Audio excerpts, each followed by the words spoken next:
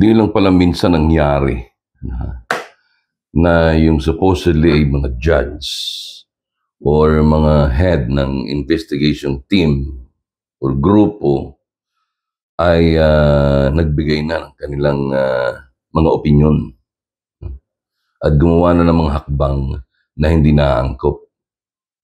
Naalala niyo ba kung anong ibig kong sabihin?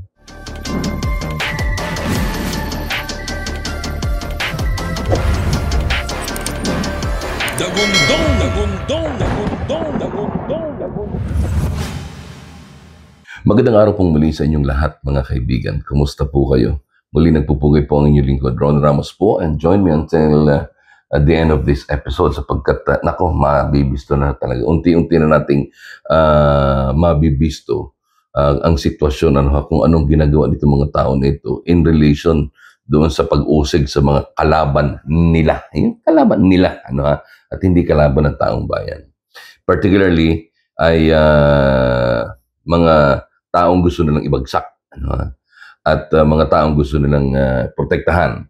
Okay, first is yung mga taong gusto nilang protektahan.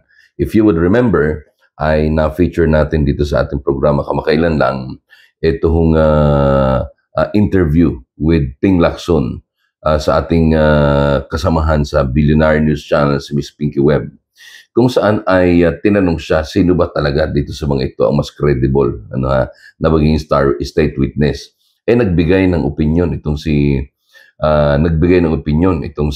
Ping Lacson. Sabi niya, sino ho ba ang sabihin natin worth it o dapat na ikonsidera state witness at maipasok man lang dito sa Witness Protection Program? At this point, between Diskaya and Bryce Hernandez, di ba? Malinaw. Sa kanya nang galing yan. So it means ito ay isang bagay na hindi dapat ginagawa ng isang huwes, hurado, or whatever, o ng isang investigating team. Sapagkat ikaw ay nagbibigay ng kulay. Sapagkat inililigaw mo ang kaisipan ng ating mga kababayan na sa halip na pakikinggan ang bawat panig ng usapin, ay tinapos mo na sa iyong sariling kakayahan. Sa iyong sariling, yun yung ginawa ni Ping Lacson Di ba? Kasi tama, kahit sino tanungin ko. Kung ikaw ay nag-iimbestiga, hindi ka dapat magbibigay ng opinion. Kung ikaw ay ma-interview, ay di sabihin mo lang, yes, we're still conducting the investigation. Pinag-aaralan pa. Di ba? Kung alin yung dapat nating, kung sino yung matimbang ang makapagbibigay ng kanilang statement, ay maaaring siya magiging state witness. Hindi yung si Bryce. Sa aking opinion, si Bryce sablay, di ba? Mantakin mo, hindi pala ito dapat ginagawa. So, maliwanag ito na tama naman yung ginawa ni Senator Marcoleta sa pagtatanong.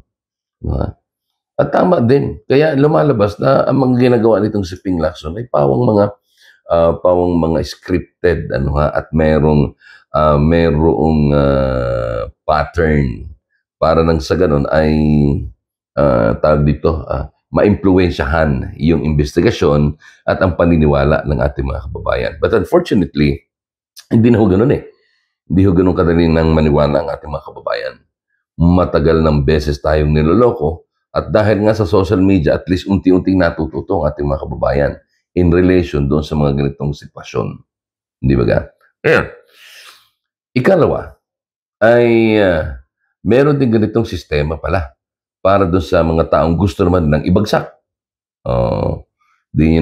Meron ho akong na-pick up at ito po ay pinost o nirepost ng vlogger na ang pangalan ay The Dutertes. Nakita ko lang kasi, unfortunately, sila ang nag-post. Pero alam nyo, ang sabi, ang nag-interview ho ay si Karen Davila. At ang sistema ay ganari ang naging takbo ng kanilang interview. Panoorin po natin.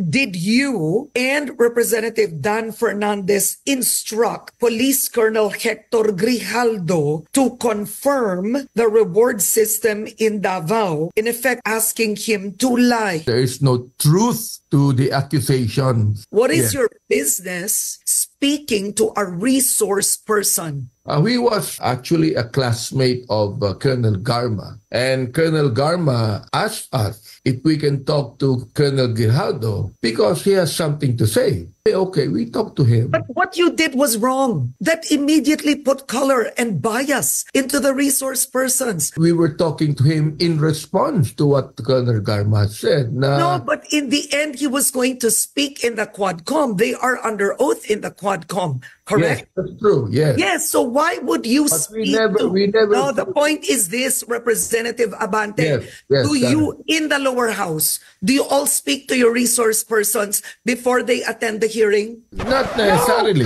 but in a way in Is which that the practice in the lower house? Karen, Is it the practice in the lower house that you speak? Sometimes. Did you speak to a resource person in private without his lawyer? No, there were two lawyers there. He could be able to call his lawyer too if he wanted to. Why would people believe a killer? If you're saying why believe the statements of a killer, why even use him as a resource person? Di ba ga? Ito yung pagdinig ng Quadcom, kung saan unti-unti lang ibinabagsak ang mga Duterte sa iba't ibang mga kaso. Particularly doon sa issue ng EJK, sa issue ng iba pang mga krimen, kung saan ay unang nagsalita ay itong si dating PCSO General Manager Garma, hindi ba ga? Royita Garma yata yung first name niya. I'm sorry, hindi ko na maalala. Imagine, kung papansinin mo lahat ng mga pangyayari na yan, makikita mo, kapansin-pansin, na ang lahat ng kanilang mga sinasabi ay hindi galing sa kanilang puso. Hindi ba ga? So, ayan na nga. So, ibig sabihin, itong si Grijaldo ay kinausap nila. Tinuruan ang sasabihin. Tinuruan ang kung anong gagawin. At syempre, most probably, baka binayaran. Kasi hindi ka naman gagawa ng isang bagay na, anong kapalit? What is it in me? Di ba ga? Or, what's for me?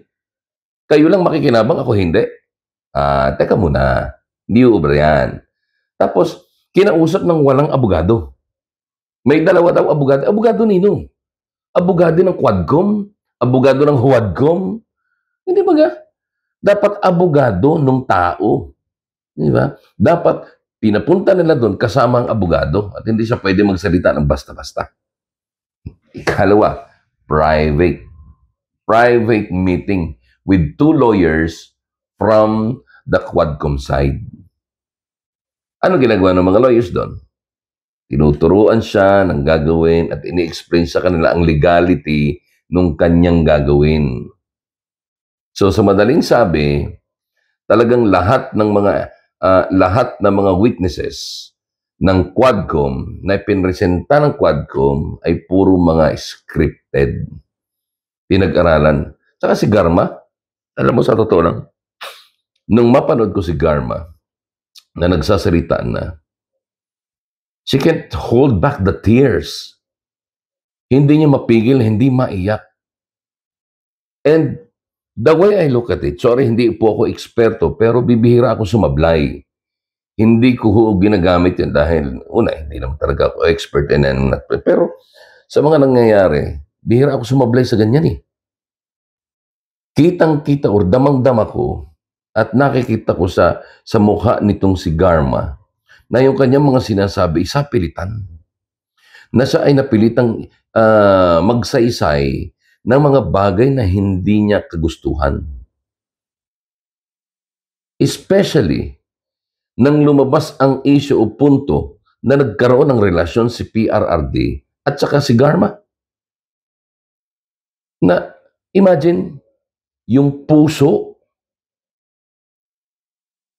at kasinungalingan, masakit yun. Yung nararamdaman ng iyong puso ay sasabihin mo sa kabaligtaran or isa sa wika mo, you're going to voice it out in reverse, masakit yun. Kaya palagay ko nung mga panahon na nagsasalita na yun, si Garma, napipilitan lang siya. Kung bakit ay maaaring dahil doon sa kaso ng di umano'y pagpatay sa isa sa mga direktor ng PCSO. Na hindi natin alam kung totoong si Garma nga ba ang may pakana nito. O na hindi natin alam kung ano ang dahilan at nangyari ang bagay na ito. Kasi ang mga taong may masamang balak, sa totoo lang, lalo na kung ito'y galing sa hanay ng oligarko na galit sa mga Duterte, hindi nakapagtataka na ngayon pa lang nagpaplano na ang mga yan. Hindi ba ga? At pagdating ng panahon, itong nangyari na ito ay ipupukol nila sa nangyari ngayon or kung sino mang nakaupo sa panahong nangyari ang bagay na yun. Kaya, mga kababayan, mga kaibigan, hindi ko kayo niyayaya sa kung ano paman. Hindi ko kayo ini-impluensyahan, pero maliwanag na tayo po ay mayroong krisis sa politika. Maliwanag na tayo pong lahat ay inililigaw, niloloko at ginagago ng mga taong nasa bahagi ng bangag na administrasyon na ito.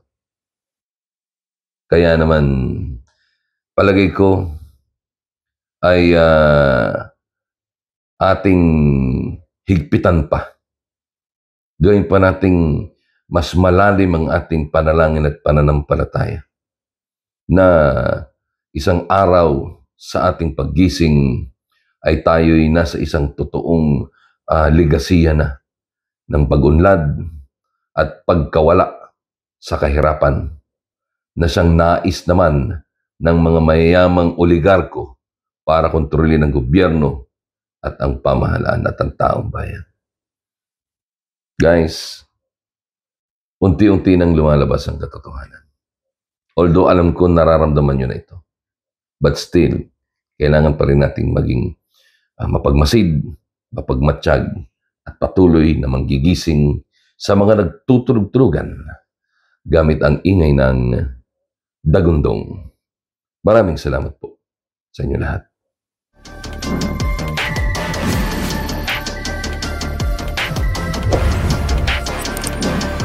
Dagundong, dagundong, dagundong, dagundong, dagundong.